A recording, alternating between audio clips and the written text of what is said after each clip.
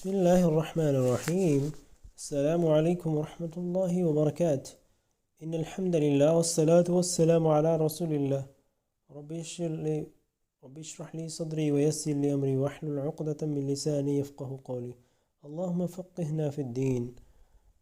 اللہ رب العزت کا سب سے بڑا احسان ہے کہ جس نے ہمیں اس کتاب اللہ کے لیے چن لیا۔ اللہ رب العزت کا بہت زیادہ ہم پر احسان ہوا کہ ہمیں اللہ تعالیٰ نے اس سیکنڈ بیچ کو پڑھنے اور پڑھانے کا موقع فراہم دیا۔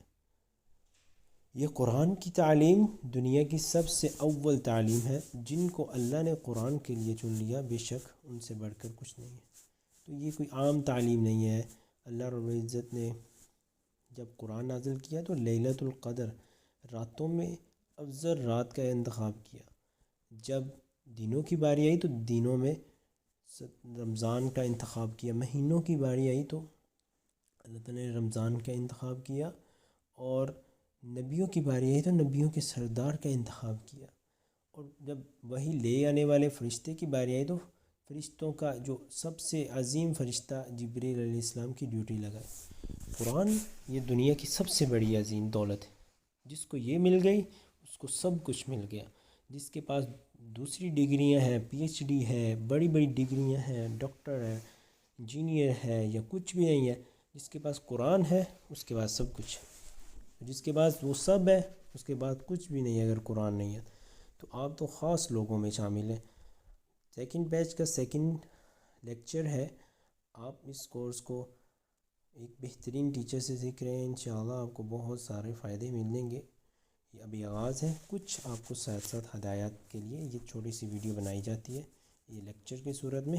انشاءاللہ الرحمن نیکسٹ تجوید کا جب آغاز ہوگا آپ کو پتہ لگ جائے گا۔ ابتدائی ہدایات ہیں۔ جب قرآن مجید کی تلاوت کرنی ہے اس کے لیے 3 طریقہ کار ہیں۔ جب شروع میں تلاوت کرنی ہے تو اعوذ باللہ من الشیطان الرجیم اور بسم اللہ کے ساتھ اس کا آغاز کرنا ہے۔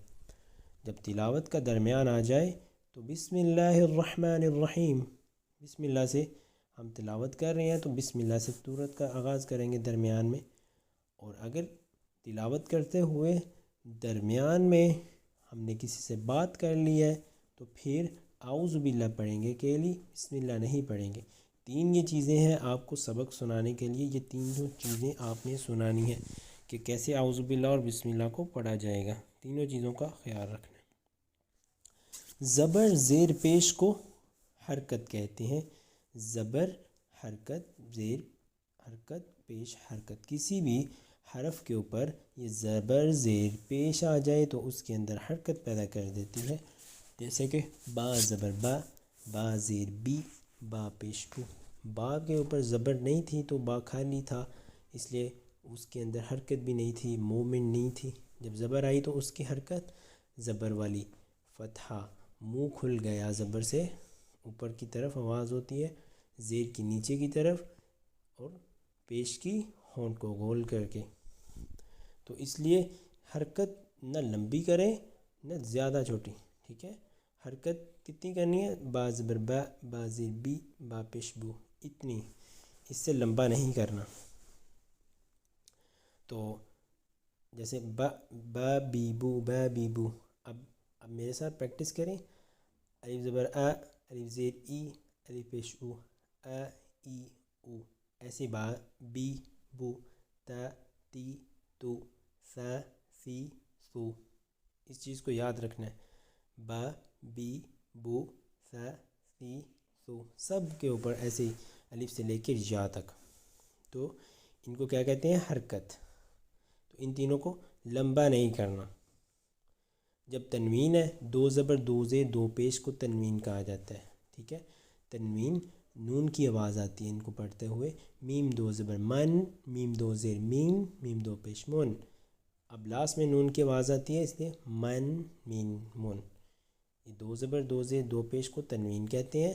زبر زیر پیش کو حرکت کہتے ہیں۔ حرکت کا مطلب ہوتا ہے ہلانا۔ جب زبر کسی حرف کے اوپر آتی، زیر آتی، تو اس کے اندر تھوڑی حرکت پیدا ہو جاتی ہے، ٹھیک ہے۔ اور اس کے بعد تلاوت، تجوید کیا ہوتی ہے؟ تجوید ان چیزوں کو سمجھنا ہوتا ہے۔ کہ تجوید میں کیا کیا چیزیں یاد رکھنی ہوتی ہیں. ٹھیک ہے، تجوید میں کیا کیا چیزیں یاد رکھنی ہوتی ہیں. اس میں یاد رکھنے کے لیے ہم نے آج کی آپ کو کیا دی ہے کہ اعوذ باللہ بسم اللہ کہاں پڑھنی ہے، اور زبر زیر پیش، اور دو زبر دو زیر دو پیش. ان کو زیادہ لمبا نہیں کرنا، زیادہ لمبا کریں گے قرآن کے حسن کے اندر، خوبصورتی کے اندر نقصان آئے گا، کمی آئے گی. اس لیے جو زبر ہے وہ زبر ہی رہے، جو زیر ہے اس کو لمبا نہیں کرنا. اب ہماری رہی ایک اور بات، الف مدہ، واو مدہ، یا مدہ. یہ ایک بحث ہے. جب کسی حرف کے اوپر زبر آ جائے تو اس کے بعد خالی الف آ جائے تو وہ تھوڑا سا لمبا ہو جاتا ہے. تو وہ جو الف ہوتی ہے، کیونکہ الف با کے بعد زبر کے بعد ہو رہی ہے، کسی حرف کے اوپر زبر ہے اور اس کے بعد با آ گیا تو وہ کیا بن جائے گا. جیسے کہ اب اس میں سمجھ لیں، یہ میں آپ کے سامنے لکھ رہا ہوں، یہ مجھے تھوڑا زوم کرنا پڑا. یہ با ہے، ٹھیک ہے، یہ با کا نقطہ ہے. اب یہ بات، اس کے بعد الف آ گیا. پھر سے دیکھیں، با ہے اور اس کے بعد الف آ گیا. اب با کے اوپر زبر ہے. یہ جو الف ہے یہ الف مدہ کہلائے گا. کون سا الف کہلائے گا؟ الف مدہ. کیونکہ جب ہم پڑھتے ہیں تو با الف زبر با. اب یہ جو ہے اس الف کی وجہ سے یہ با کو لمبا پڑھیں گے. آج کی بات یاد رکھنے کے لیے کون سی ہے کہ جب کسی حرف کے اوپر وہ با ہو یا تا ہو، سا ہو، کوئی بھی حرف ہو، اس کے بعد الف آ جائے اور با تا سا کوئی جو حرف ہے اس کے اوپر زبر ہو تو اس الف کو کیا کہتے ہیں؟ الف مدہ. یہ با ہے، با کے اوپر زبر اور اس کے ساتھ الف مل کے آ گیا. ٹھیک ہے، تو جب یہ مل کے آئے گا تو کیسے لکھا جائے گا؟ ایسے، با الف زبر با. تو یہ جو الف ہے یہ الف مدہ ہے، کیونکہ اس کی وجہ سے ہم نے با کو زبر لمبا کرنا ہے، با کو لمبا کرنا ہے. با کو لمبا کرنے کی وجہ سے یہ لمبا ہو جائے گا. تو با ایسے، اگر تا کی مثال دیکھیں تو تا لمبا ہو جائے گا، یہ بھی ایسے ہی. ہا کی مثال دیکھیں تو ہا، ٹھیک ہے، یہ لمبا ہو جاتا ہے. آج یاد رکھنے والی کیا بات ہے کہ کسی حرف کے اوپر زبر آ جائے، اس کے بعد الف آ جائے تو اس حرف کو لمبا کر دیتے ہیں، کیونکہ اس کے بعد الف آ رہا ہے. اور ایسے ہی دوسری چیز کیا ہے، زیر ہو کسی حرف کے نیچے اور اس کے بعد یا آ جائے، اور یا کون سی ہو؟ یا ساکن ہو. پھر سے دیکھیں، کوئی حرف ہے، با ہے، اس کے بعد یا ملی ہوئی ہے، ٹھیک ہے، تو با کے نیچے زیر ہے، یا ساکن ہے، تو ایسی یا کو کیا کہیں گے؟ یا مدہ. زیر کے بعد یا ساکن آ جائے اور پیش کے بعد پیش ہے کسی اوپر حرف کے اوپر، جیسے کہ آپ ادھر دیکھیں،